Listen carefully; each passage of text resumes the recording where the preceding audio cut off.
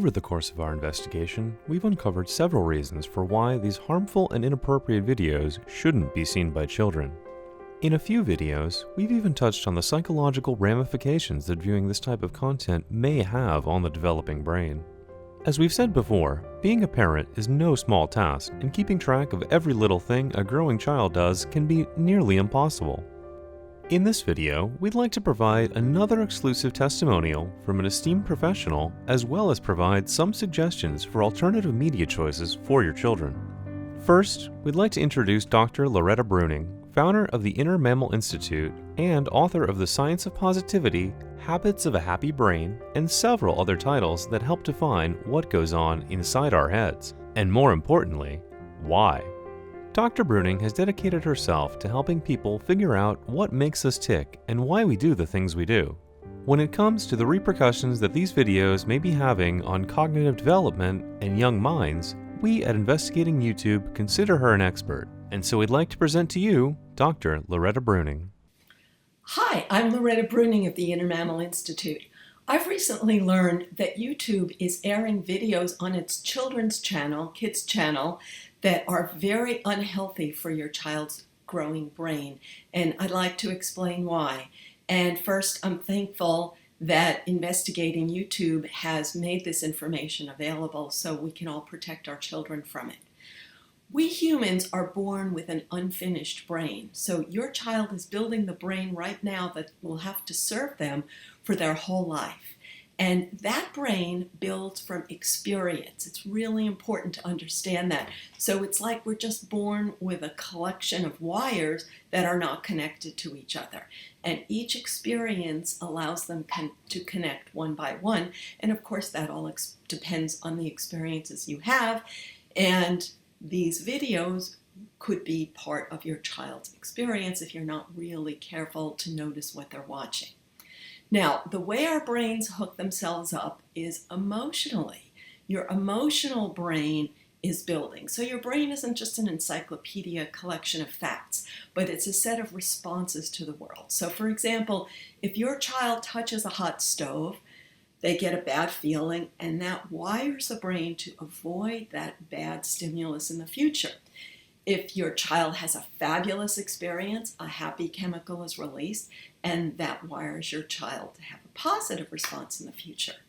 And these happy and unhappy chemicals wire us without conscious intent. So nobody has to think or plan or intend to do this. It just happens.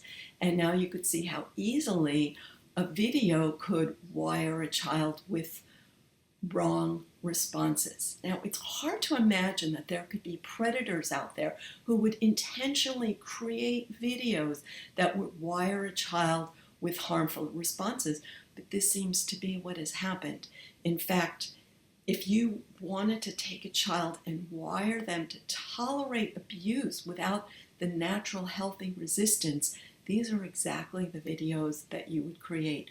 Now, I'm not a paranoid conspiratorial person, but this is the information that we have. And again, thanks to Investigating YouTube for helping to collect that information. I urge you to carefully monitor what your child is watching to make sure that it does not include the videos mentioned. And one way to do that is to turn off the autoplay setting under your settings so that it doesn't pop up automatically, because YouTube actually recommends these. So even though your child is not looking for it, it will just pop up. The next thing you can do is look at the call to action video produced by Investigating YouTube and help make your feedback available to YouTube. Tell them that they should not first flag this and then communicate with them and tell them that you don't want this to happen. Now, in conclusion, I'd like to tell you a little more about how the animal brain develops and how the human brain develops so you can understand just how special and complicated we are. Now, animals are built with their brains a little more already formed than ours. So, for example, when a little reptile hatches out of its shell, it immediately runs away from home because it's already built with all of the survival knowledge it needs. It inherits its survival knowledge pre-programmed in its brain. It has the knowledge of its ancestors. So, a little mouse is not born completely hardwired. A little mouse takes a month before it leaves home. So it takes a month to wire the mouse brain. It takes a few months to wire a bigger animal's brain. It takes 2 years to wire a monkey's brain. It takes 7 years to wire a chimpanzee's brain. And it takes 18 years to wire a human brain. So this gives you an idea just what a big task it is to take that unfinished newborn human brain and allow it to connect itself up from actual experiences. And you don't want those YouTube videos to be part of your child's experience. Again, I'm Loretta Breuning of the Inner Mammal Institute. We have a lot more information about how our emotional brain is built and how we can rewire it. Nice talking to you. We'd like to thank Dr. Breuning for her interest in our work and for taking the time to put together this testimonial. We've been truly honored by all the professionals who've been in contact with us and helped to add to our message and provide their interpretations of the problem at hand. As Dr. Breuning mentioned, our next video will be a call to action, and we plan to release a list of some of the largest offenders that have been continuously producing this content. Before that, however, we'd like to step back for a moment and provide a bit more of a lighthearted PSA with some suggestions for alternative media choices and recommendations for parents who may be listening. One of the most straightforward ways of managing what your children watch is to create your own playlists containing content that you've pre-approved and found acceptable. Of course, this can take a decent amount of time to set up, but once a sizable playlist is established, it can be reused over and over again while you add 1 or 2 new videos per day. This method can be used for more educational and enriching videos. While TV's popularity is largely being replaced by internet video streaming over time, this doesn't mean that TV content most people are familiar with isn't also available on YouTube. Popular educational kids channels include Baby Einstein, PBS Kids, Nick Jr., and many more. YouTube is much more than the simple video uploading site that it once was, and now has become a fully fledged media outlet. But a media outlet isn't always needed to keep a child entertained.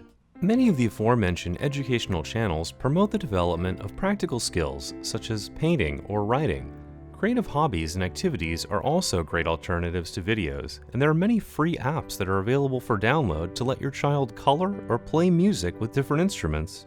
There are also apps specifically designed for aiding a child's cognitive development, as well as logic and puzzle games that can help boost critical thinking skills. Please see the links in the description for some of our recommendations. Whether it be more traditional media outlets or creative activities accessed through the internet, both of these are far better alternatives to the inappropriate videos found on YouTube. We hope that parents take inspiration from this video and do their part to seek out better sources of educational entertainment for their kid. Likewise, we'll continue to play our part as well, and that's why we must continue investigating YouTube.